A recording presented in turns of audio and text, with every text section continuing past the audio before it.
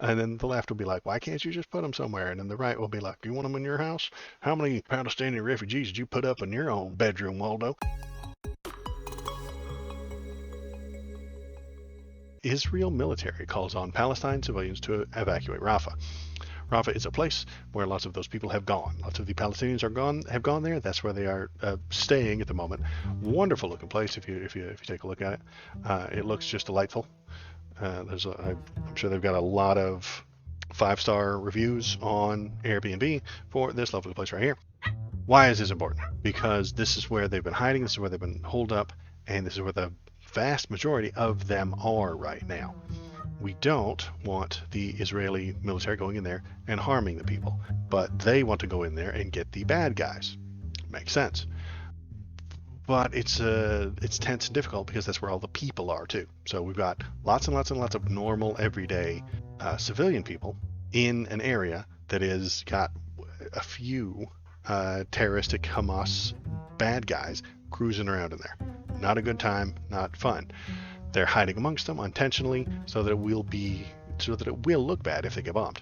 They're hiding behind them, using them as human shields. Yes, they are bad guys. Hamas is bad guys. If you're watching, press the subscribe button, press the like button, press the thumbs up. Subscribing is scientifically proven to make me happier, and it'll probably make you happier too. So you should do that. But everybody's bad in this situation because what you don't do when someone's using a human shield, you see, where did my human shield go? There's my human shield. There he is. Okay, so listen, when I had a human shield and he ran away. Yeah, come here, silly boy. If I'm hiding behind Bobo with if I'm using Bobo as a shield for bullets because I don't want the cops to kill me. Like, if I don't want the cops to kill me, so I hide behind Bobo. See how I'm hiding behind him? Right now you can't shoot me because then you'll injure the poor, gorgeous, Bobo, beautiful. don't shoot. It's Bobo. Don't shoot Bobo. The good guys are not supposed to shoot through him anyway. I think it was the Keanu Reeves movie Speed, way back in the day, where they asked him at the very beginning of the movie, what do you do when the terrorist takes a hostage? He says, shoot the hostage. That's a bad answer. You see, shooting Bobo to get to me is the wrong answer. That's the thing a bad guy does. And so we are suggesting, perhaps, that the Israeli military shouldn't be the bad guys. We don't want them to be. Pop quiz. Pop quiz. Top shop. Okay. Good job, Canooch. Oh, now he wants to play. See, look what I did. What an idiot. Here he is, playing with the dog toy. Tug of war all day long. Dude, he will play tug of war and fetch all day long. 26 hours a day if you don't stop him. 26 hours a day. He will just fetch and play tug of war all day long. Lol playtime. I know, Bobo, it's stream time. It's time to talk about the poor dead Palestinians. Let's stop playing with the ranch dressing toy. See? Ranch dressing toy. This is what your bark boxes give you. Okay, go get it. And don't come back. I should have thrown it downstairs or something. Anywho's, I would like for the civilian people not to die. I would like for the bad guys to stop being bad guys and the bad cops to stop being bad cops. I'm an idealist. I know. I'm crazy. What? None of that's going to happen. Sorry. So, what do we expect to happen? Well, we don't know what's going to happen because at the moment, predicting things is really hard, especially the future. So right now, what we've got is the military. The Israeli military is definitely headed in there. So what they've done also is Benjamin Netanyahu rejects ceasefire demands that would leave Hamas intact as Israel cabinet votes to close Al Jazeera office. So there was a ceasefire talks, there are ceasefire agreements and stuff like that are being discussed between the two sides. But both sides are disingenuous shits. Hamas side is a bit terroristic and playing games. They're not being entirely forthright. They're not arguing in complete, full faith. Okay, so they're trying to get one over on these people that they don't like, and they do want to die. But at the same time, Israel is trying to get over on them. So neither side is really good here. There's no good bad side. It's not Axis versus allies anymore. There's no good side here. The Hamas side is being sneaky about it. They're dragging things out so that they can prepare themselves and put themselves in the best position. And then what they do 5 seconds before the bombs start launching, they agree to the ceasefire. It's too late. Things have already moved forward. You've made them wait too long. You wait is what Hamas is doing. And now that it's 2 seconds before the bombs go off, the night before they go off, they're like, okay, let's have the ceasefire. It's too late. They're already in motion. They're already doing the things, and they've already put all the soldiers into place. They're already doing the invasion. And why would Hamas do that? So that they can look sympathetic, so that they can say on Twitter, oh my God, we agreed to the ceasefire, and they just fired on us anyway. Because they're disingenuous fucks. So that's what they're going to do right now. So what I have here on the screen is a photo, here we go, of where Hamas accepts ceasefire proposal for Gaza war. So they accept it 5 seconds before the invasion starts.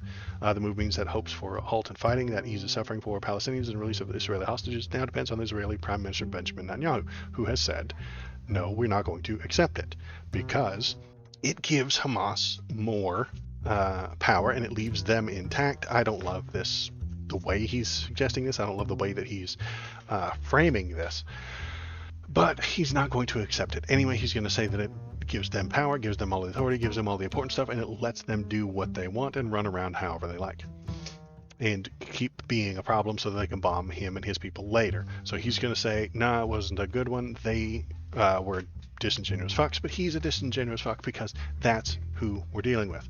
All the sides are disingenuous fucks. That's all there is to it.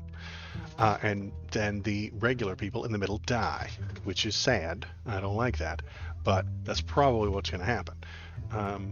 Let's see. I swear I saw a photo of the people celebrating once it. Yeah. See, so here now, what we've got is Hamas says, "Yeah, we totally accepted the ceasefire," and then their people celebrate. You see? Oh, an ad. What kind of sick bastard would play an ad, honestly? I say as I'm looking at my own ad button, wondering when it's going to go off. Anyway, here we go. See, so they're celebrating. These are people in Gaza, in Rafah, that are cheering and excited about the fact that the ceasefire has just been accepted by their side, and they're all about to get bombed. They're all about to get bombed because Hamas waited until the last moment, until it was too late to accept that ceasefire. Now, what's going to happen is the bombing's going to happen, and we're going to see there's some war profiteers. Yeah, they're not doing a very good job. Apparently, it seems these Hamas guys not very nice. They're not really on the good team.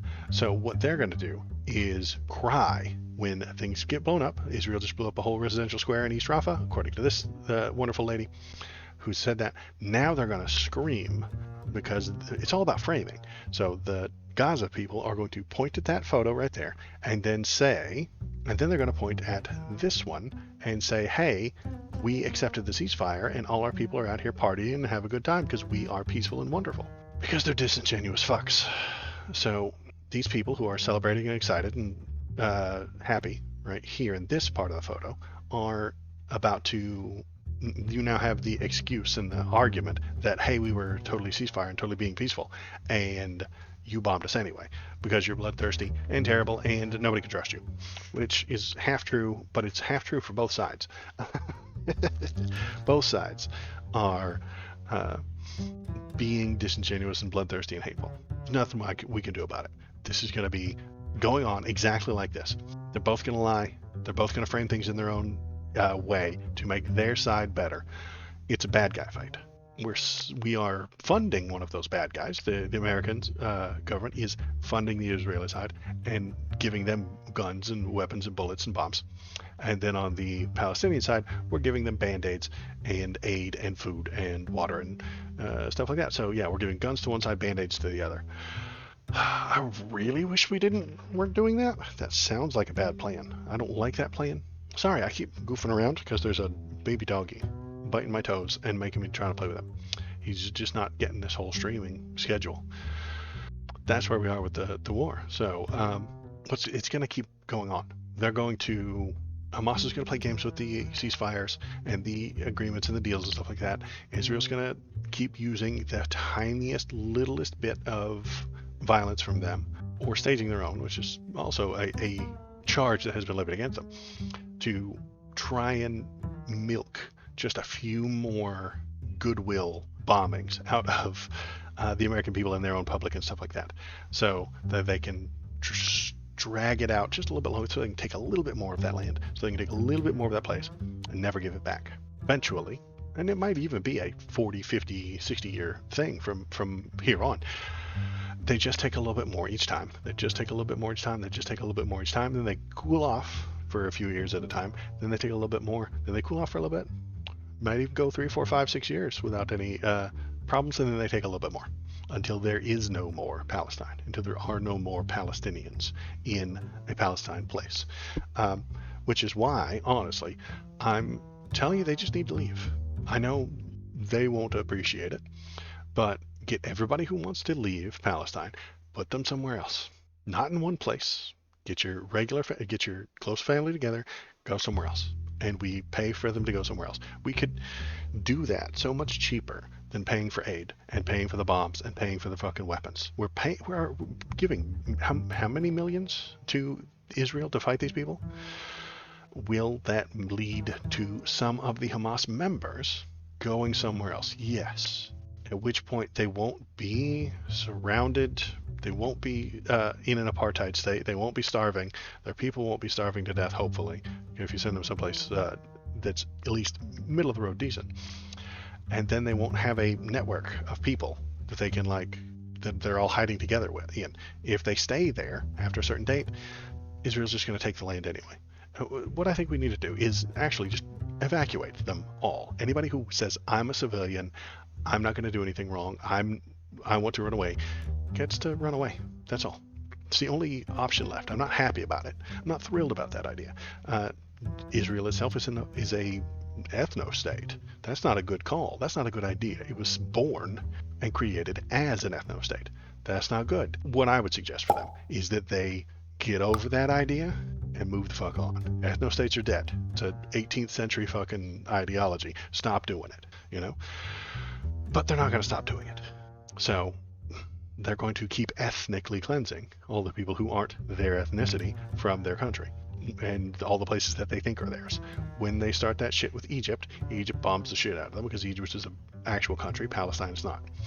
If they tried that with Jordan or any of the other bordering countries or anything like that, they would get stomped on and we would all yell at them for doing so. They're going to take it. They're going to take it today. They're going to take it tomorrow. They're going to take it eventually, whether you like it or not. And the only question is how many Palestinians die when they take it. And I would like that to be a smaller number rather than a larger number. There's not a whole lot I can do about that. I'm not in charge, apparently, it seems. I called. They didn't call me and ask me whether or not they should bomb Rafah. I would have told them no, but they didn't call me and ask me. So this is the only thing we can do. Honestly, that's my solution. Get the people out of there. Boats, planes, and I think the Israeli military would be on board for that because then they just go in and get to go in and take all the land that they want anyway. That's what they want. They want the land and they don't want the people. So do they get what they want? Yes, possibly. Are they going to get it anyway? Yeah, might as well just speed it up. Accelerationism a little bit, maybe. Take the people out. They can have the land. The people will go get spread out across the globe. And is that sad? Yes. Does that mean that Palestine no longer exists? Yes. But Constantinople doesn't really exist. There's lots of countries that used to exist that don't. It's a thing that happens over time. And it can be sad, but it can happen, and we can still move forward in a humane way. What happens to Israel under my plan? Well, then they take all that land. They kill anybody who's still left behind as Hamas fighters. We can still yell at them because maybe it's just very, very, very religious people. And if the people won't leave because of their religion, I'm sorry.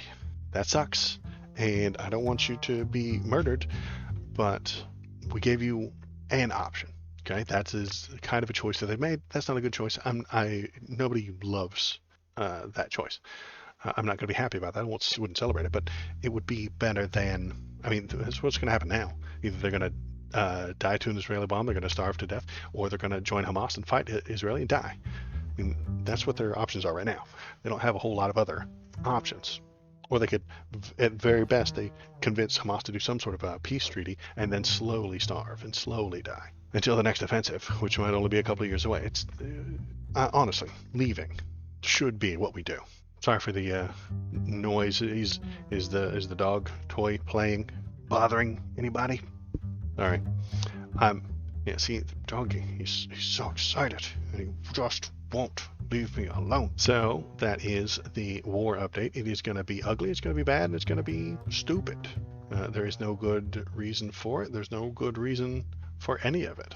So we're just going to let it be stupid. I give you my plan, my idea on how it could be better. What is going to happen in reality? In reality, they're going to stay. They're going to get bombed. They're going to die.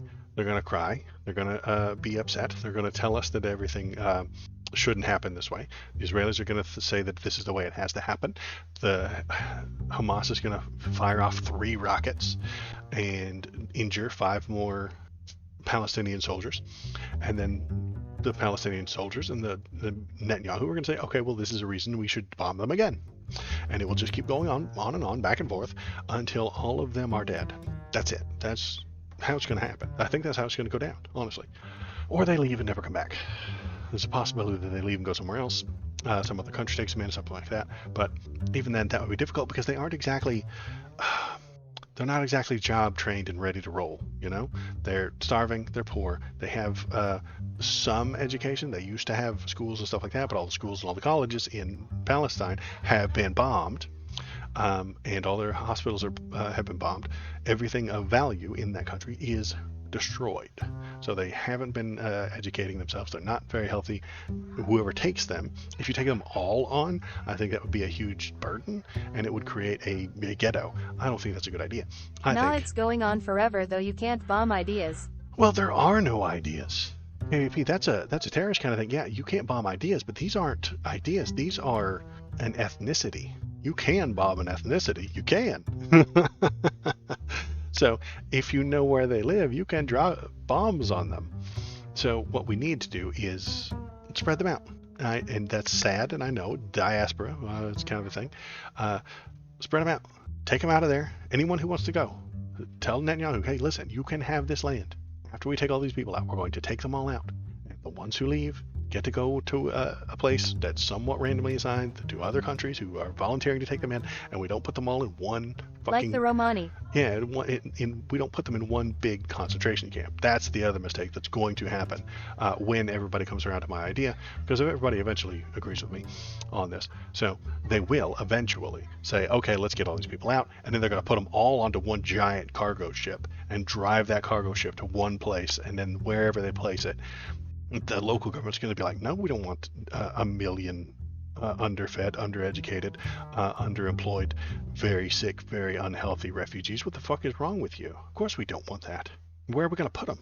And then it'll start a whole new fucking thing. Oh my God. And then the left will be like, why can't you just put them somewhere? And then the right will be like, you want them in your house?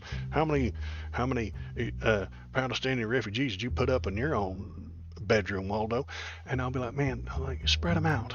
Why do they all have to be in one place? They don't. They could, in fact, go to lots of little places. Pick 100 places across the globe. Divide them up by 100 and send them there. Maybe even 200, 300. I don't know. And then Palestine is gone. It's done. I'm not happy about that. I'm not thrilled with that. But that is the only way that these people get to continue living. And I think that's more important than the country of Palestine. I think that's more important than their religion. Being alive is more important than your religion. Sorry, guys. It just is. That's all there is to it. Emo Waldo's in chat, I suppose. Ooh, I think Twitch chat works now. Can I put an Emo Waldo in there? Nice! Oh. Emo Waldo's in chat. Hooray. So, being alive is more important than your religion. Or your lack thereof.